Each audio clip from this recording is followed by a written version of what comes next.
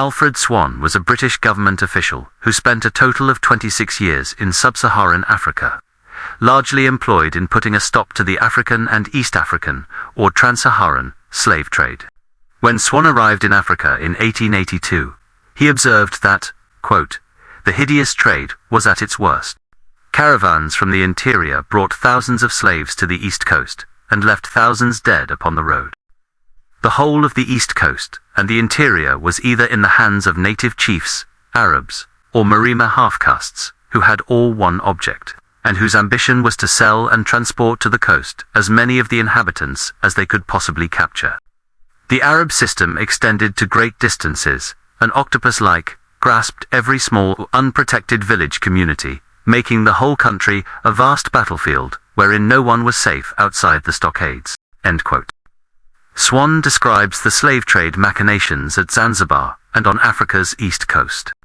The whole of the east coast and the interior was either in the hands of native chiefs, Arabs, or Marima half-castes who had all one object, and whose ambition was to sell and transport to the coast as many of the inhabitants as they could possibly capture.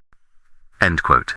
When Swann and the fellow members of his expedition set out from the east coast, heading into the interior, they employed approximately 900 porters, or carriers, to assist them. In the following quote, Swann describes these porters. "Yet every man of them was a slave, even the headmen were slaves, and part of their 3 months' advanced wages had already gone into the hands of their masters at Zanzibar. They were just a merry, happy lot of laughter-loving grown-up boys. No care, no thought of the morrow, no repining at their lot. Come a day, go a day, God sends Sunday, was their formula and rule of life. And experience has revealed to me that these words accurately describe the outstanding natural characteristics of colored races in Central Africa." End quote. Swann observed that the Islamic, mixed ethnic population on the East Coast viewed the vast multitude of Africans as their legitimate prey, placing them on an equality with the animals of the forest. When Swann and company reached Mpwapwa, they came across the notorious slaver Tipu Tib's annual caravan. Quoting from Swann, "Here we met the notorious Tipu Tib's annual caravan, which had been resting after the long march through Ugogo and the hot passes of Chunyo. As they filed past, we noticed many chained together by the neck. Others had their necks fastened into the forks of poles about 6 feet long, the ends of which were supported by the men who preceded them.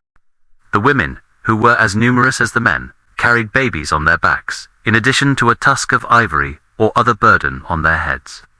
They looked at us with suspicion and fear, having been told, as we subsequently ascertained, that white men always desired to release slaves in order to eat their flesh, like the Upper Congo cannibals. It is difficult adequately to describe the filthy state of their bodies. In many instances, not only scarred by the cut of a chicote, a whip made from animal hide, but feet and shoulders were a mass of open sores, made more painful by the swarms of flies which followed the march and lived on the flowing blood. They presented a moving picture of utter misery, and one could not help wondering how any of them had survived the long tramp from the Upper Congo, at least 1,000 miles distant. Our own inconveniences sank into insignificance compared with the suffering of this crowd of half-starved, ill-treated creatures who, weary and friendless, must have longed for death. The headmen in charge were most polite to us as they passed our camp. Each was armed with a rifle, knife, and spear, and although decently clothed in clean cotton garments, they presented a thoroughly villainous appearance. Addressing one, I pointed out that many of the slaves were unfit to carry loads.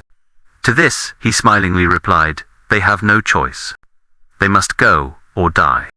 Then ensued the following conversation. "Are all these slaves destined for Zanzibar?" "Most of them. The remainder will stay at the coast." "Have you lost many on the road?" "Yes." "Numbers have died of hunger." "Any run away?"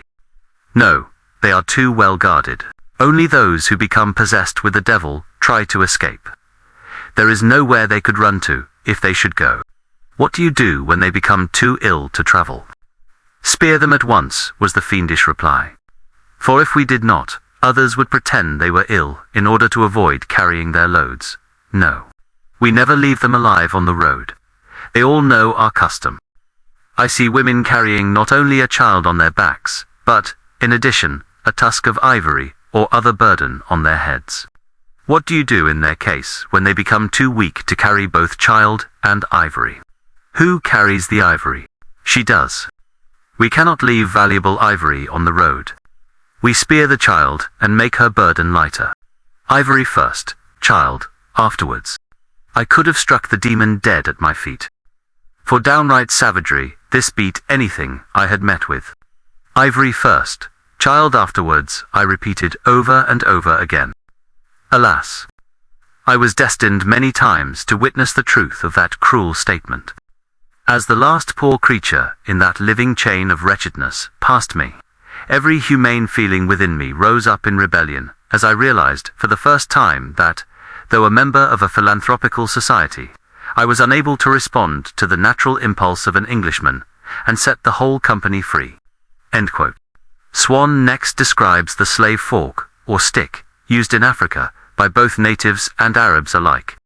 When traveling, a shorter pole is used, one end being held up by the preceding person. The neck is often broken if the slave falls when walking. Lunatics are also imprisoned in this way to prevent their running into the forest. It is also used to torture enemies, who are fixed in this manner over the nests of ferocious ants. End quote. Swann's narrative continues, At this powerful center of trade, we were nothing less than guests of the Arabs. Mighty merchant princes, who lived in a curious mixture of luxury and squalor, invited us to tiffin. One walked over tusks of ivory scattered about their courtyards, representing thousands of pounds. Diseased slaves moved about in close proximity to gaudily clothed women of the household. The slave chain and its captives were in evidence everywhere, whilst brutal half-caste fighting men lounged about the verandas of the most wealthy. Strolling along the sands one evening, I came upon 8 dying slaves, who were suffering from smallpox. They were beyond hope, and had been placed close to the water that the crocodiles might carry them off when the sun set. No one was allowed to go near them under penalty of being shot by a soldier who kept guard. I passed 3 other bodies, partly eaten by hyenas. It was the usual manner of getting rid of slaves who were of no value. To a young Arab who accompanied me, I remarked, "Why don't you endeavor to cure the smallpox and save the life?" "Oh," replied he, with a shrug of the shoulders, "it's not worth it. They are pagans, and we have had all the expense and trouble of bringing them from the Congo for nothing. Who will carry their load of ivory to the coast?" End quote. When Swann explained to the Arab slavers at Ugaji that they had come to Africa to teach the natives how to live, he was met with this response. Quote, "Live? Why, they live for us. They are made to be our slaves," they exclaimed. Hawa wazungu, wapambafu, meaning, these white men are foolish. End quote. Though he was there to abolish their profession, Tipu Tib, Rumaliza, and other Arabic elites were very congenial towards him, as he explains in the following quote. "Let me at once place on record my sincere appreciation of the kindness shown to me for many years by both these powerful men, for on 1 or 2 occasions they saved my life from the plots of their coreligionists during a period of great disturbance. I cannot say a word for their cruel trade, but I gratefully acknowledge their loyal and disinterested attachment to me.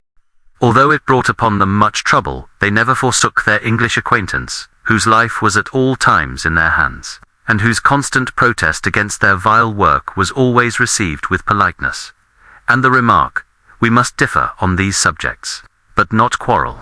End quote. The character of the slave-raiding Ruga Ruga was quite different from the Arabs, as Swann explains.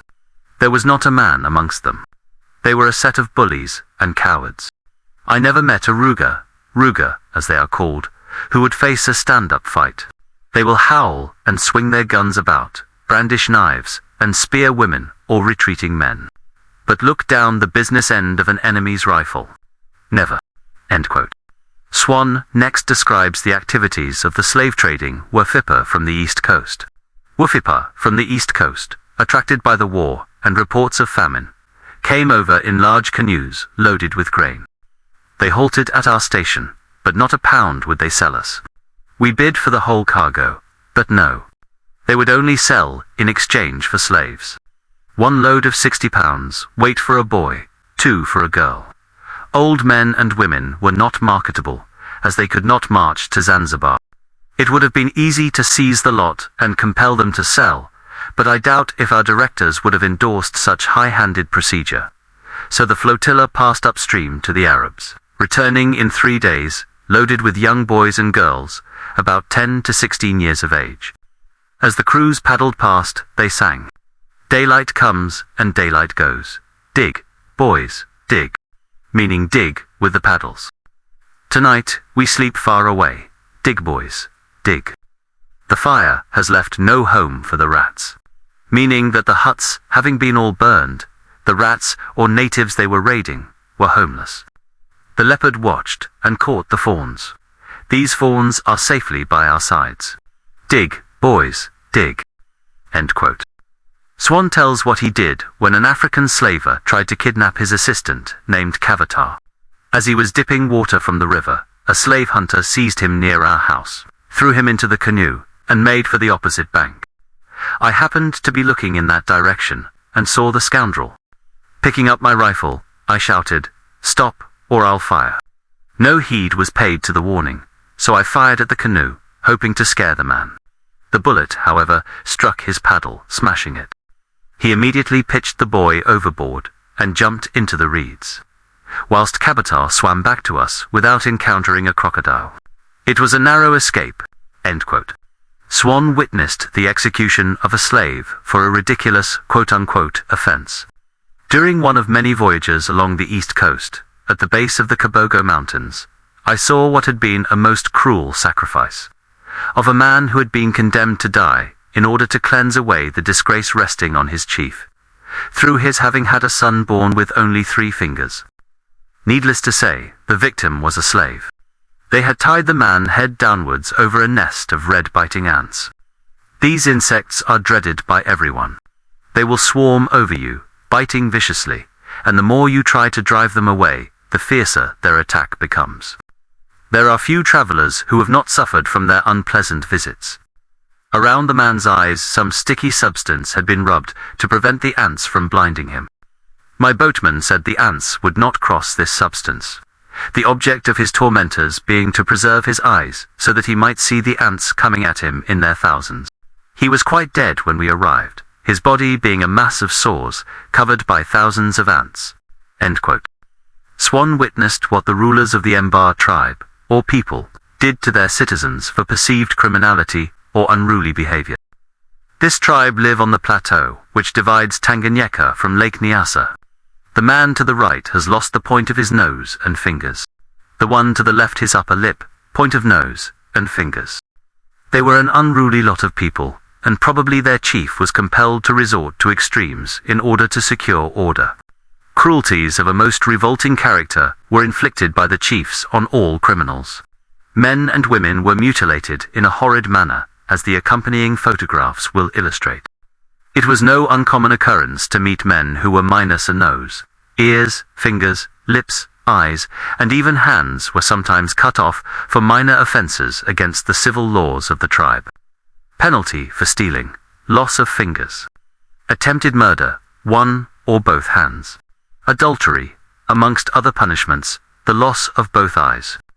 Deceiving a chief by lying, loss of lips. Revealing the chief's secrets, loss of ears, and so on. End quote. Along Lake Nyasa, from one end to the other, might was right. The common currency of all of these tribes were slaves. The northwest coast of Nyasa had become depopulated due to wave after wave of slave raids by the invading Angoni tribe. Swann next describes a very creepy and disturbing run-in he had with a cannibal at or near Tanganyika.